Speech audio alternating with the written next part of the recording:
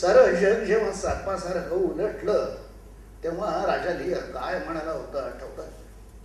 राजा लिहर म्हणाला, हे स्वर्गस्थ शक्तीनो, त्या खडकाची अभेद्यता माझ्या मनाला. मला हवं आहे सामर्थ्य सहन करण्याचं, फक्त सहन करण्याचं. वयानं आणि व्यथेनं लागतरेला हा थेरडा उभा राहिला आहे दैवतानं आक्रोश करीत तुमच्या दाराशी, त्याला दान करा, फक्त सहनशीलतेच. जर तुम्हीच ओतला असेल कृतज्ञतेचं जहर त्या कारट्यांच्या काळजामध्ये, तर करू नका निदान माझी कुचेष्टा, मला लाचार करून त्यांच्या समोर पेटून उठू द्या माझं अंतःकरण ऊर्जा स्वर करू द्या. लांछित करू नका माझी मर्दानीनं जनानी शस्त्रांनी आसवांच्या थेंबा.